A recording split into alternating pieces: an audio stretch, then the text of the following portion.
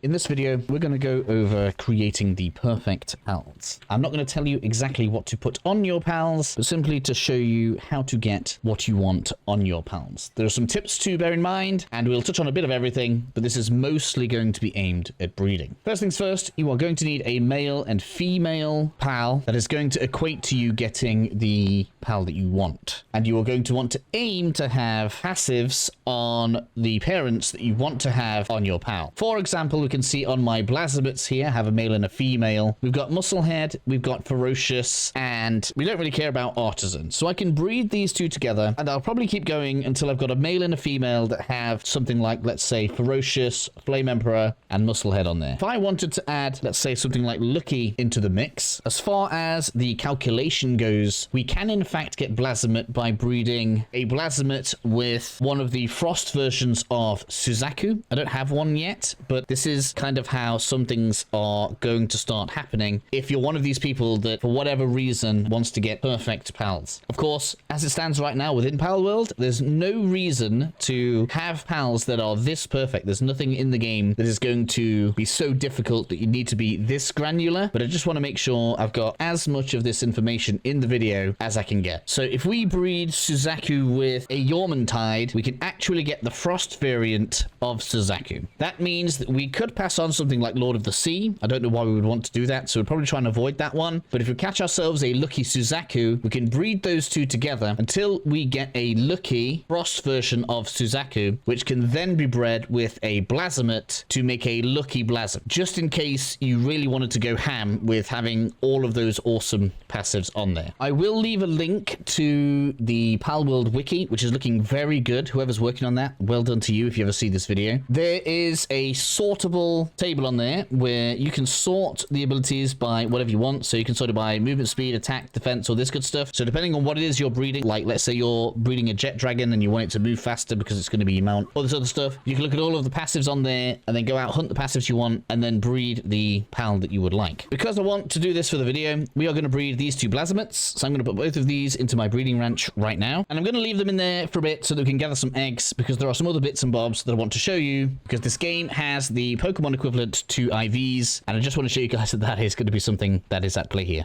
After a couple of days, I don't mean physical days, but I mean like in-game days, we now have a significant number of eggs. When I say significant, I've left them for a little while to get me a good selection here so you guys can see as we hatch these what some of the differences between them are going to be. I'm going to go ahead, hope I can carry them all. Now if you haven't already, take your incubation time down to 0, because I don't know why we would wait hours to hatch these. You could do it, but I prefer the automation side of things in general, so we're just going to hatch our way through these. When we come to our PAL box, we'll have them all in front of us, as you can see. Now, at the bottom right, we can see which abilities we have. Our parents had Flame Emperor, Ferocious, Musclehead, Artisan between them, right? And we're going to find that those crop up the most often as the passives that are on our offspring here. So we've got Musclehead on that one. We've got Musclehead, plus we've got Coward, so you're not going to take that one. We've got Musclehead, Ferocious. In fact, we don't care about any of that. Musclehead, Ferocious. So we actually got all of the skills there, but we really don't care about Artisan, so we probably would look to get rid of this, get rid of that one. Maybe if you want one cooking in your base, Artisan's not the worst. That's not really what we're going to be having this guy for. And so as you can see, what you're going to do is you're going to go through and you are going to basically pick out the ones that get improved skills and swap out the parents as you continue moving forward. But there is one other thing that you need to bear in mind as you are doing this, and that is that if we go into details here and then come on to attack, you can see the base attack on this one is 112. If I come down to this bottom right hand one here, the base attack on this one is in fact 110. This is going to get amplified as the PAL rises in level. What I haven't found a convincing case for is whether or not the genes, like this